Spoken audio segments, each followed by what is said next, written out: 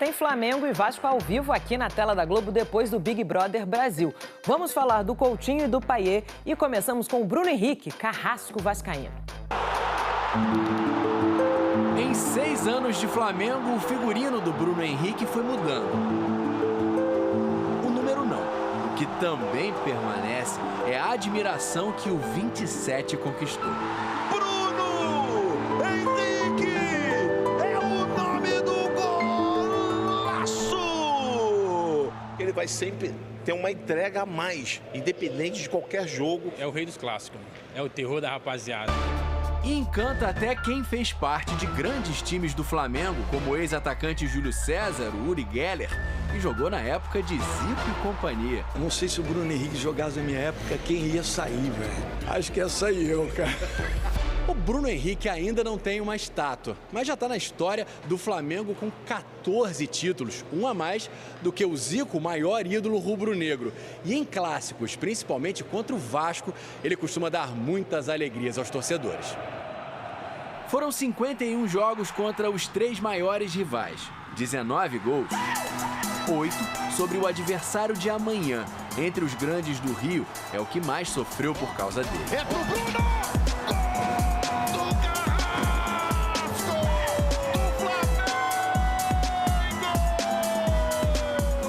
Logo depois que chegou ao clube em 2019, fez 2 no primeiro jogo da final do Carioca contra o Vasco. Olha a bola que sobrou pro Bruno! E foi num empate em 4-4 entre os rivais, pelo Brasileirão do mesmo ano, que nasceu uma frase eterna. Nós estamos em outro patamar, Foram 2 gols do BH naquele jogo. Mister Clássicos! Nos anos seguintes, o desempenho do Flamengo daria razão ao Bruno Henrique. Nesse recorte, desde 2019, em 21 clássicos dos milhões, a riqueza de vitórias foi rubro-negra, 14. Uma delas com uma saborosa fartura de gols. O eterno 6-1, né? Imagine se o Bruno Henrique não ia deixar o dele com tanto gol saindo assim num clássico.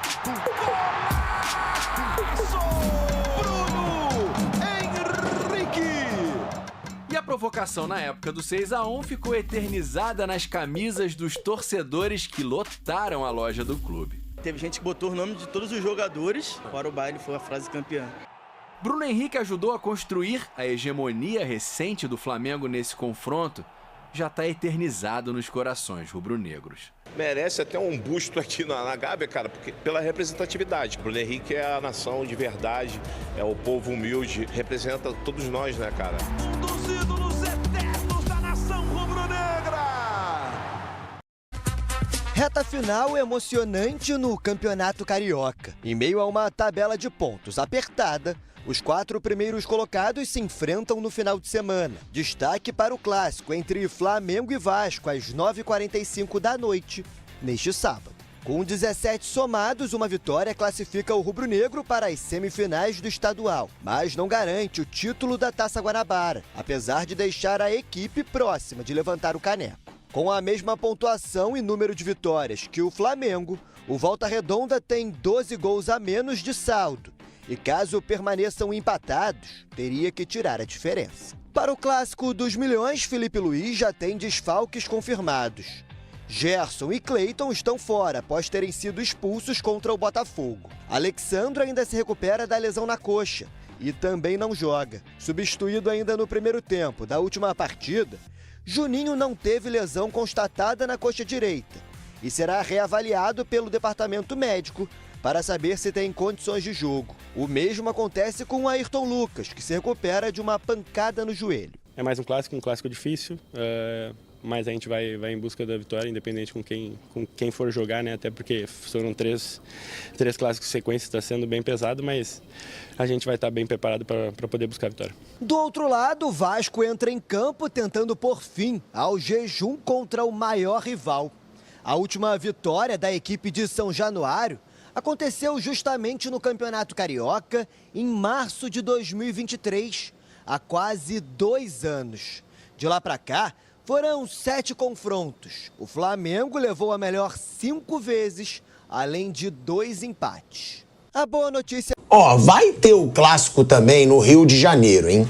Flamengo e Vasco no Rio de Janeiro. O Flamengo chega para enfrentar o Vasco com 7 jogos de invencibilidade, né, no Campeonato Carioca. O Vasco chega com 3 rodadas sem vencer. Ou seja, são momentos aí bem distintos dos dois clubes. Eu já falei aqui ontem, né? Vou perguntar para o Mauro também, que eu acho impressionante os números do Felipe Luiz. Né? O Felipe Luiz, desde que ele chegou no Flamengo, ele tem 21 jogos, são 17 vitórias agora, né, Mauro? 16, eu acho. 16 vitórias, 5 empates e 1 derrota. É por aí. Eu vou até pedir pro Kaique me mandar os números que eu levantei ontem e que são impressionantes. Ele tem 2 títulos em 2 campeonatos disputados, porque os campeonatos que ele disputou foram a Copa do Brasil e a Supercopa. É como, Kaique? É isso, 21 jogos, 14 vitórias, 6 empates e 1 derrota. Esses são os números do Felipe Luiz. E com o Flamengo, ô Mauro, não sei se você concorda, Flamengo joga com o time reserva, joga bem. Flamengo joga com o time titular, joga bem. Tem um estilo de jogo com o time titular, tem um estilo de jogo com o time reserva. E 76% de aproveitamento. 76% de aproveitamento. É impressionante, né, Mauro, o que o Felipe Luiz faz desde que ele chegou no Flamengo. A forma como ele trabalha, a gente sempre falou de coletiva de imprensa de treinador. Ele é um cara que fala de futebol em entrevista coletiva. E do outro lado, um Vasco que está 3 jogos sem vencer no Campeonato Carioca. O Vasco vem bem mal, né? Teve uma queda bem acentuada e precisa do resultado, porque dependendo dos resultados aí, Volta Redonda está dividindo a liderança com o Flamengo, atrás só do saldo de gols. E o Sampaio Corrêa e o Nova Iguaçu estão ali doidos para entrar no grupo, né? E vão enfrentar a Volta Redonda e Fluminense. E se o Vasco perder, ele pode ser superado por esses 2 times. Ele pode sair do grupo dos 4, então... Sampaio Corrêa e Volta Redonda se encontram agora. E o Fluminense joga contra o Nova Iguaçu. Então, se o Nova Iguaçu vencer o Fluminense e o Volta Redonda perder para o Sampaio Corrêa, os 2 entram no grupo dos 4, não sei que o Vasco derrote o Flamengo. E tem o Botafogo também, que tem que ganhar o Boa Vista e depois ganhar do Vasco. E na última rodada tem Vasco e Botafogo, mando do Vasco. Então é um cenário um pouco preocupante aí para o Vasco. O Flamengo está quase classificado, né? Acho que ele vai de novo, o Felipe Luiz, revezar jogadores, como ele tem feito. Não vai poder contar com o Gerson porque foi expulso, até uma expulsão que me pareceu injusta, porque ele não fez nada a não ser... Ele só separou, né? Separar. Mas teve empurrão, pô. Como é que você vai separar uma briga sem empurrar? Me explica como, né? Não teve empurrão, assim, de quem quer agredir alguém. Teve empurrão de sai pra lá, vai você pra cá. Ele entrou mais com esse intuito. E ele meio que impediu o Barbosa de agredir o Bruno Henrique, né? Que ele estava em cima do Bruno Henrique ali, que estava caído, e ele meio que puxou o Barbosa e tirou dali. Então, imagino que ele vai revezar de novo o time, depois ele vai ter uma semana até o jogo contra o Maricá. Então está numa situação bem tranquila, né? Bem tranquila. E há, de fato, essa preocupação em fazer com que o time tenha um padrão de jogo independentemente da escalação. E está conseguindo, né, Mauro? Por enquanto é que é cedo para falar com o estadual, mas está conseguindo, né? Não, ele está conseguindo. Ele tá usando o estadual assumidamente como pré-temporada, já falou isso, né? A declaração dele depois do jogo retrasado contra o Fluminense, quando ele disse que não vai matar ninguém por conta do Campeonato Carioca, e se isso custar o emprego dele, azar, está muito claro que ele não está nem um pouco preocupado com isso. Eu acho que ele está mais do que certo. Está mais do que certo. E outra coisa que ele disse na ocasião, que eu concordo, e dá para ganhar o campeonato mesmo assim, revezando jogadores, poupando um ou outro que está... Porque você tem assim, a Arrascaeta voltando de cirurgia, Cebolinha voltando de longa inatividade, o Luiz Araújo agora está entrando em forma, jogou esse jogo inteiro, não vinha jogando. O Ayrton Lucas está fora por lesão, né? O Alexandre está fora por lesão durante cerca de 3 semanas, vai ficar fora do time. O Pedro ainda está fora, o Vinha ainda está fora. O Danilo acabou de chegar, jogou muito bem, mas é recém-chegado. O Varela ficou uma semana sem treinar porque teve que ir para o Uruguai, a mãe dele morreu. Então ele tem certas situações aí que ele vai tentando aos poucos ajeitar, e alguns jogadores que estão sem ritmo ainda, né? Mas já está fazendo algumas experiências. Por exemplo, o Luiz Araújo não está jogando só de ponta, está jogando de meia também, por dentro, como jogou com o Tite algumas vezes. E nesse jogo agora ele fez 3 posições diferentes durante o jogo contra o Botafogo. Então ele está, digamos assim, até vendo de que maneira cada jogador se encaixa em diferentes situações de jogo, né? E a entrada do Danilo foi muito boa, porque deu a ele agora uma opção. Tem 3 zagueiros, assim, eu considero ótimos zagueiros para ele revezar. E o Danilo joga em qualquer posição da defesa, então pode jogar com o Léo Ortiz, com o Léo Pereira, qualquer um ali, que não tem problema nenhum. Então ele vai poder girar bastante esse trio de zagueiros, evitar que haja um desgaste. Se ele conseguir dar entrosamento para as 3 duplas possíveis, né? Léo com Ortiz com Danilo e Danilo com Léo Pereira, ele pode revezar tranquilamente aí para evitar desgaste. Isso é muito bem. Ainda tem os garotos também, né? O Cleiton, né? Quando passar da suspensão, tem o Iago, que está na seleção sub-20, que deve ser incorporado, e o João Vitor, que tem 17 anos e que eles consideram o melhor de todos, né? Lá dentro do departamento de futebol, é o zagueiro que tem assim, maior expectativa com relação a ele, embora seja o mais jovem, né? E o Cleiton agora, ele inventou, segundo dizem aí, o zagueiro box-to-box.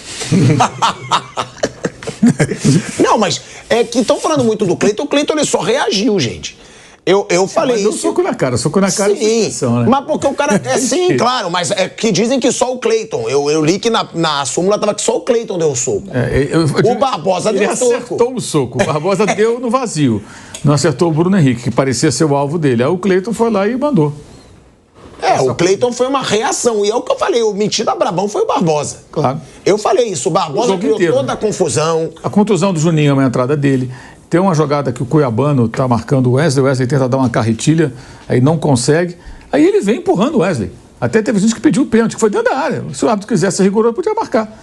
Dentro da área, empurrou o Wesley. O Wesley tentou uma jogada de efeito em cima do lateral do Botafogo. Quem tem a ver com isso? É o Justiceiro, o Valentão. Assim, o Barbosa parece um daqueles zagueiros dos anos 60, 70, que estão fora de moda, não cabe mais. Moisés. É, tipo Moisés. Não dá mais, gente. Você parou de jogar o Felipe Melo e entra o Barbosa agora para ser o novo xerife. Não dá, fora de moda. Não cabe mais isso no futebol. Hoje tem muita câmera, tem VAR, tem tudo. Então, esse tipo de jogo de intimidação, ele não cabe, não dá mais. E totalmente descontrolado, né? Porque, por mais que o Bruno Henrique tenha provocado, ele tem que saber perder. E no Campeonato Carioca. Quando foi no 4x1, que o Botafogo deu de 4x1 no Flamengo, o Flamengo estava cheio de reserva, ninguém quis saber. Sacaneou, tirou sarro, claro, do jogo, perdeu, aguenta, né? Então, quando perde, ele quer brigar? Como é que é isso? Eu, sinceramente, acho assim que o Botafogo deveria dar um jeito desse rapaz aí, conversar com ele, ver o que está acontecendo, que ele pode complicar amanhã uma situação. Pode estar no jogo importante. E o Botafogo agora tem o jogo do Boa Vista, aí na quinta ele joga contra o Racing na Argentina, Recopa, aí no outro domingo ele joga contra o Vasco, e pode ser um jogo decisivo, e na outra quinta o Racing no Rio, também pela Recopa. Quer dizer, o Botafogo ainda tem isso, ele tem outra competição que já perdeu uma taça para o Flamengo, vai perder a outra. E o Racing já adiou, inclusive, o jogo que é entre as duas partidas, né, da Recopa. O Racing adiou o jogo para março. Então ele vai jogar nesse fim de semana, aí joga na quinta com o Botafogo, só vai jogar na outra quinta. Vai ficar a semana inteira só descansando e pensando no Botafogo. O Botafogo está envolvido com isso tudo, ainda tem o Barbosa querendo brigar. Vai assumir agora o Caçapa de novo, né? Trouxeram de novo o Caçapa, não tem um técnico efetivo, perdeu vários jogadores, 2 principais foram embora. Não é uma situação tranquila, né? Pelo contrário. Bom, a gente segue no YouTube e é uma freguesia meio surreal, o Flávio Prado, do Vasco com o Flamengo. Nos últimos 29 jogos, é clássico, gente. Para muitos é o maior clássico do Rio. Acho que para mim para outros é o Fla-Flu. Mauro, Flamengo e Vasco ou Fla-Flu? Flamengo e Vasco. Eu também. E olha o tamanho dessa freguesia que está alcançando agora o Flamengo com o Vasco, Flávio. Nos últimos 29 jogos, são 16 vitórias do Flamengo, 11 empates e só 2 vitórias do Vasco. Nos últimos 29 jogos, pô. É inacreditável. Porque ainda não entrou o projeto da 777, lembra que o cara falou? É a última vez. É verdade. Mas mas vai chegar, vamos ver, vamos aguardar um pouquinho. É a diferença de um time para o outro hoje, né? De tudo. Por mais que o Vasco pisou na bola, escolheu mal a SAF. O Pedrinho está tentando se virar do jeito que dá, mas é tudo muito complicado e o Flamengo está todo alinhado, né?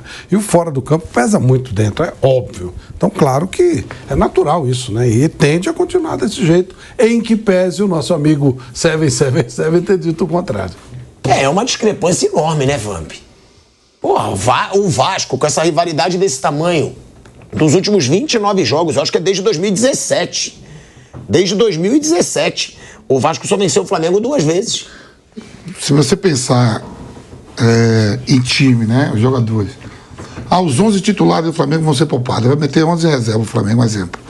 Aí quem os anos reserva? Aí vem lá o último agora. Mateuzinho, Danilo, jogou Léo Ortiz e Ayrton Lucas, Alan, De La Cruz, Arrascaeta, Luiz Araújo, que machucou o Juninho, né?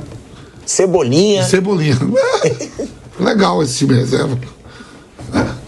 É o time do Vasco lá, fica uma luta lá. O Verratti tá louco pra renovar. Não sabe. Não tem tantas opções o Vasco, cara. Não tem. Você acha que mesmo fica todo mundo ali esperando alguma coisa do Payet, do Felipe Coutinho.